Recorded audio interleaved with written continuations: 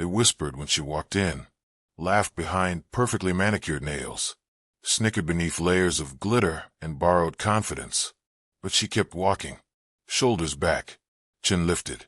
That old handmade dress, stitched with love, flowed around her like it belonged there. They didn't know the whole story. Not yet. Prom night, the biggest night of their high school lives. And while everyone else obsessed over designer labels, luxury limos, and social media likes, Amara showed up in something no one could recognize. And that's exactly what made them mock her. "Who let Cinderella out the attic?" one girl sneered. "Is that thrift store or just tragic?" Another added.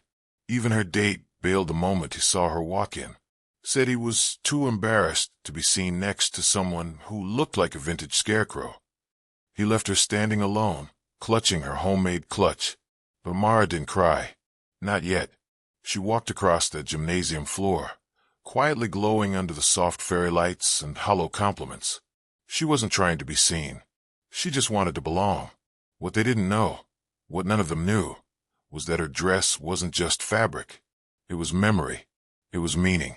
It was made entirely by hand from scraps her late grandmother had left behind. Every stitch was sewn by her mom, blind in one eye, fingers shaking, heart full. The design, an old sketch Amara had found in a dusty journal in her attic. She had no idea it meant anything to anyone outside her family. Until that night. Until he showed up. It started quietly. Amara stood by the punch table, pouring herself a cup with trembling fingers, when she noticed a tall, sharply dressed man standing near the doors. He looked out of place. Sunglasses inside. Cashmere scarf. Definitely not a student. Definitely not a parent. He was watching. Not the dance floor. Not the DJ booth. He was watching her. She turned away, uncomfortable. Maybe he was another adult coming to complain about her unconventional appearance. She was used to that.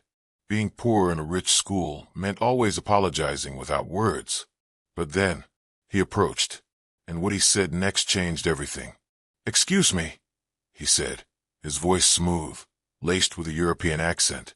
"That dress, may I ask where you got it?" She hesitated. It's homemade. My mom made it." His eyes softened. "Do you know who designed it?" She shook her head.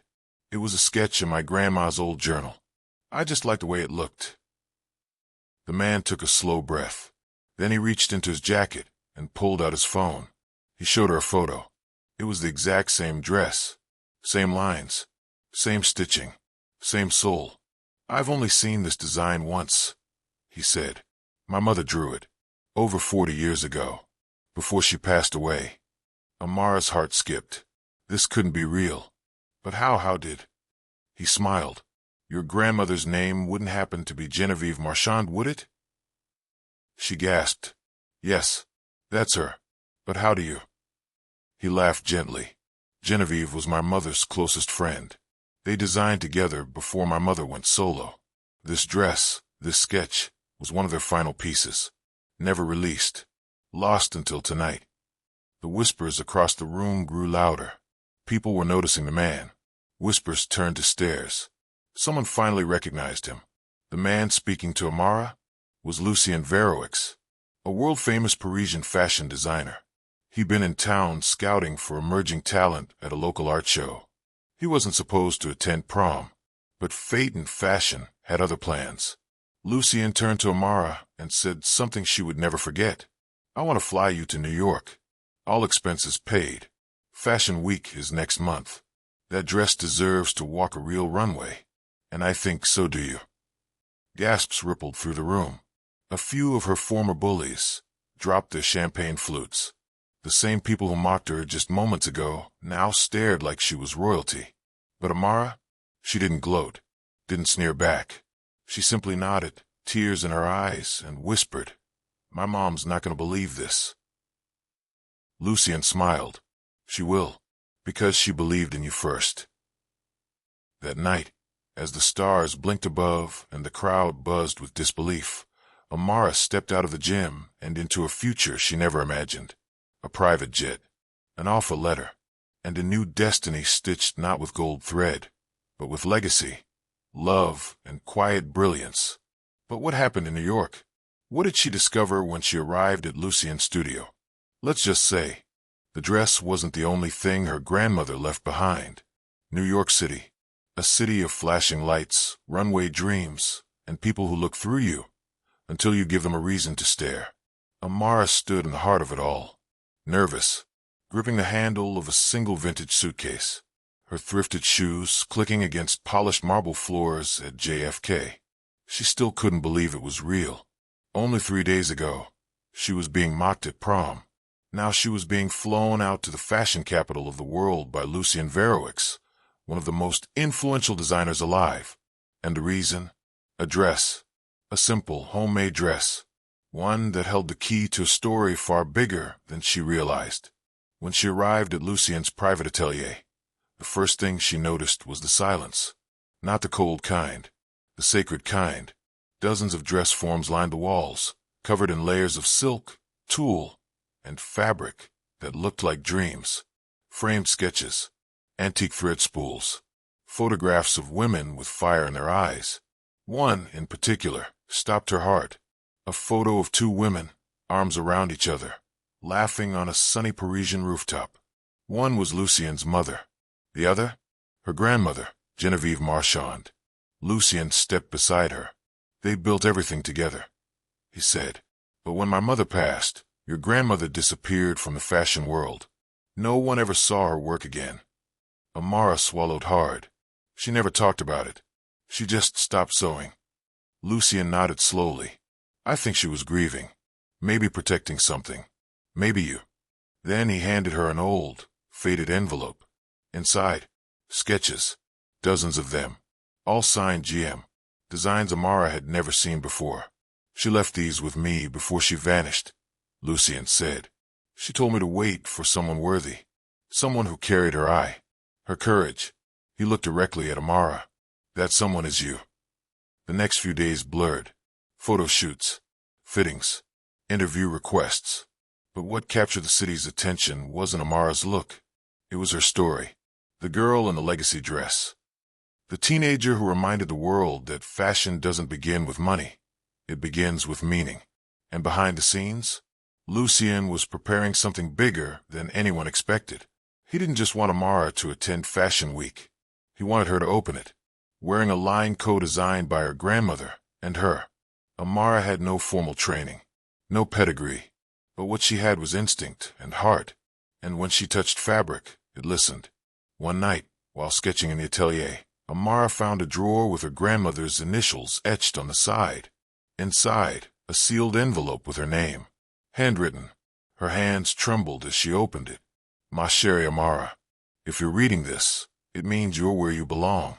You were always meant to create, not just because of me, but because of who you are. Remember, elegance isn't in labels. It's in love and resilience and kindness. Let them see you. The world needs your light. With all my heart. Grandmere G. Amara wept, but not from sadness, from power. Fashion Week arrived like thunder. Cameras, models, lights, spectacle. And in the middle of it all, Amara stood tall, wrapped in the final design she had completed herself.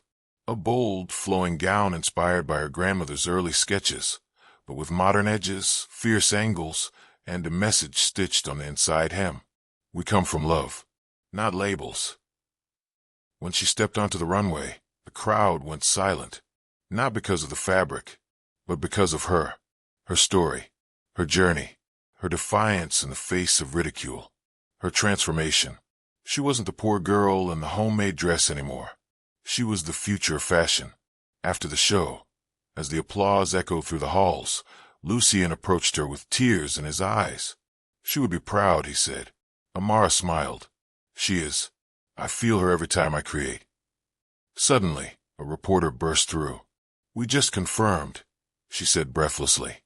The Gala Foundation just named you one of the top 5 most promising new designers in the world. They want you in their mentorship program. Amara gasped, but before she could respond, her phone buzzed. Unknown number. She picked up. A woman's voice. Polished. Sharp. Familiar. Hello, Miss Marchand. I saw your runway debut. Impressive. Who is this? There was a pause. Then, I'm Victoria Langston, CEO of Langston and Langston Designs. Amara's breath caught. The same Langston and Langston her high school bully Marissa bragged about in turning 4. I'd like to discuss a partnership. But more importantly, I'd like to offer you something else. Amara blinked. Which is? The woman's voice dropped low. Marissa just submitted a design for our winter campaign that looks eerily similar to yours. Silence. I think she's been copying your sketches, and we don't tolerate theft. Amara's pulse quickened. What would you like me to do? The CEO asked. Amara looked out over the New York skyline, a new fire in her eyes. And then she said, she looked out at the Manhattan skyline, phone pressed to her ear. Amara had gone from prom humiliation to walking the runway at New York Fashion Week. Now, she was being told that Marissa, her high school bully, had submitted her design as her own. The voice on the phone belonged to Victoria Langston, CEO of Langston and Langston Designs. Do you want to press charges? She asked. Amara's heart pounded, not because of fear, because she finally had power, and the whole world was watching. 2 weeks later, fashion industry shook, not from a dress, but from a headline. Newspaper, viral teen designer takes legal action against rising intern for theft. Newspaper, Langston and Langston under investigation for design sabotage. At the center, Amara Marchand, the girl with no fashion degree, no label, and no reason to back down. Victoria Langston invited Amara to her Manhattan office, a fortress of glass and steel. Inside, Marissa was already there, seated stiffly in front of a boardroom full of executives. Her fake confidence was unraveling. Amara walked in calm, poised, no longer the girl in hand-me-downs. Let's get one thing clear, she began. This isn't revenge. This is protection. You stole something that didn't belong to you, just like you stole my dignity in high school. But I've reclaimed both. Marissa tried to interrupt. Victoria raised a hand. Quiet. Then she turned to Amara. We reviewed the timestamps. Your original sketch is on record. Hers came 3 days later, with pixel-by-pixel similarities. Marissa's face drained of color. You've got 2 options, Victoria continued. Press charges, or accept a settlement and let her go quietly. Amara paused. The entire room waited. Then she said, I want neither. Gasps. I want her to learn, not just to lose. So here's my proposal. Cut to 1 week later. Marissa was publicly dismissed from the internship, but instead of fading into scandal, she was offered a mentorship by a small nonprofit design incubator, started by Amara, because Amara believed in turning pain into purpose. She told reporters, the best revenge isn't ruining someone, it's rising above them and creating opportunities where cruelty once stood. That moment made headlines, but it was what happened next that made history. Lucien Veroix officially announced his retirement and named Amara as his creative director. Her first full solo line, Stitched in Silence, a tribute to unsung artists, forgotten tailors, and the quiet strength passed down through generations. Every piece had a story, every seam carried memory, and every show began with a quote stitched into the fabric. Thread, we are not what they see. We are what we create. Months later, Amara visited her grandmother's old apartment one last time. She opened the dusty closet where Genevieve's sewing machine still sat. Taped to the bottom was a folded piece of paper. She opened it with trembling hands. Inside, a photograph. 2 young women on that same Parisian rooftop, Lucien's mother and Genevieve. But this time, there was a third person in the background, a baby girl in a crib, wrapped in a handmade dress. It was Amara. She hadn't just inherited a gift. She was part of the legacy from the very beginning. The next fashion week, she didn't just walk it.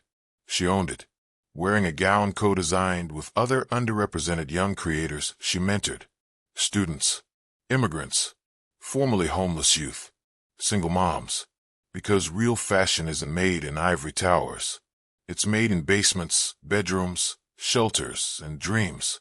And in the front row, Lucien, Victoria, her grandmother's best friend from Paris.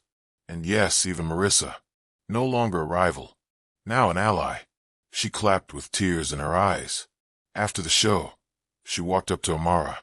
"I was cruel," she said. "You were kind." Amara smiled. "Kindness isn't weakness," she said. "It's the loudest strength in the room."